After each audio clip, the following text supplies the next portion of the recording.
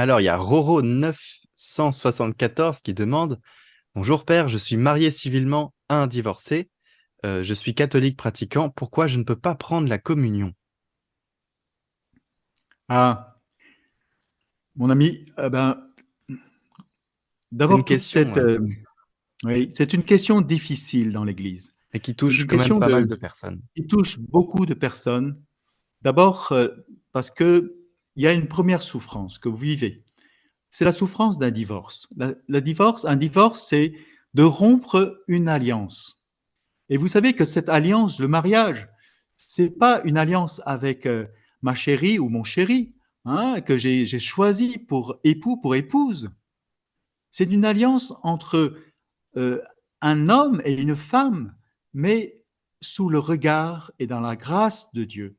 En quelque sorte, l'alliance qu'on se donne dans le mariage est une alliance à trois. Et donc, en rompant notre lien, notre engagement dans le mariage, on a aussi blessé celui qui s'est engagé avec nous pour nous unir. Alors là, on ne juge personne, on ne juge pas les histoires de chacun. Il y a des moments, et l'Église sait bien que ce n'est pas simple, c'est de vivre dans le mariage, de vivre toute une vie fidèle avec une seule personne. Et sans doute, il y a eu des incompréhensions, il y a eu aussi des méconnaissances, il y a aussi l'histoire de quelqu'un qui peut euh, arriver à changer. On a épousé une personne en bonne santé, magnifique, il est intelligent, il est beau, il est intègre. Le voilà frappé par une maladie et il est tout autre face à cette maladie. Alors voilà, on n'est pas là pour juger et l'Église ne veut pas juger. Mais alors, on se sépare. C'est déjà une blessure. C'est une blessure pour le couple, c'est une blessure aussi pour la famille, éventuellement pour les enfants qui peuvent, voilà, qui sont issus de ce mariage. Et si on se remarie, en quelque sorte, on enfreint à cette promesse, c'est toi, c'est avec toi que je reste fidèle à cet amour pour toute ma vie. C'est ce qu'on a dit, pour toute la vie. Je t'ai choisi pour mon mari, pour ma femme, pour toute la vie.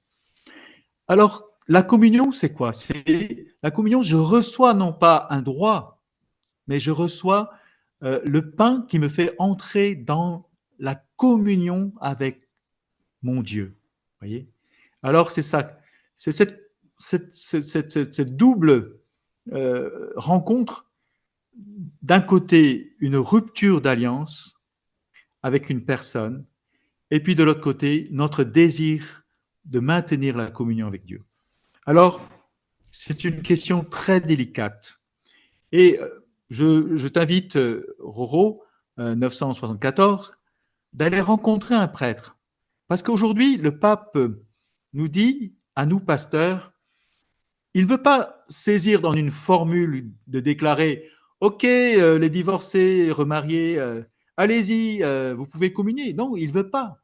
Parce que personne, pas même le prêtre qui célèbre la messe, pas même tous les autres fidèles assis à côté de vous dans l'église, eh bien, nous devons dire, j'ai droit à la communion. Personne n'a droit à communier. Jésus lui-même dit, ma vie, nul ne la prend, c'est moi qui la donne. Voilà. Et donc, le pape nous dit, nous savons que nous passons par les temps difficiles.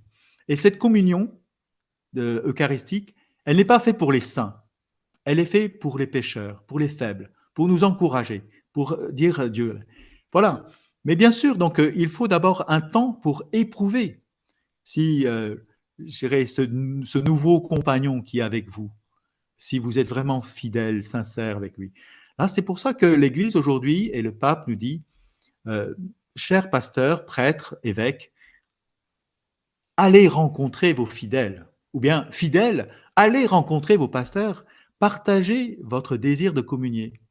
Et puis, s'il voit que votre cœur est sincère, si votre cœur s'approche de cette communion, non pas comme un droit, mais comme un besoin, une aide pour rester fidèle toujours à votre première alliance et de vivre en quelque sorte, dans une vie de pénitence, cette forme de, avec ce nouveau compagnon, eh bien, c'est le prêtre qui va, en quelque sorte, vous ouvrir la porte à dire, je t'accueille et je permets, ou bien je te demande encore d'attendre, voilà, un temps avant de t'approcher de la communion. Donc voilà, il faut prendre cette possibilité, hein, que donne aujourd'hui notre Saint-Père, hein, et voilà, il nous rappelle, les sacrements sont pour la vie des pécheurs.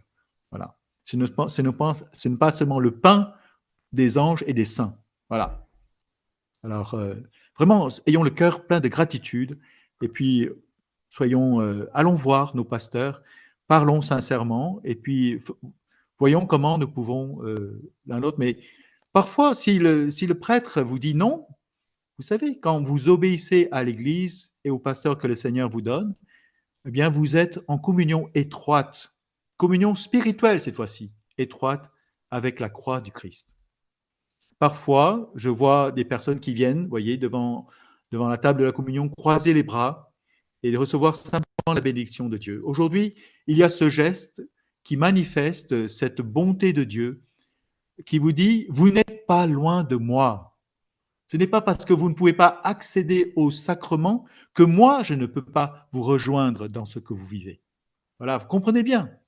Donc parfois, pour justement ceux qui se précipitent, se lèvent comme d'un seul bond et puis qui va communier presque sans prendre conscience de la gravité de ce geste, Saint Paul dit, celui qui communie sans discerner le corps du Christ mange sa propre condamnation.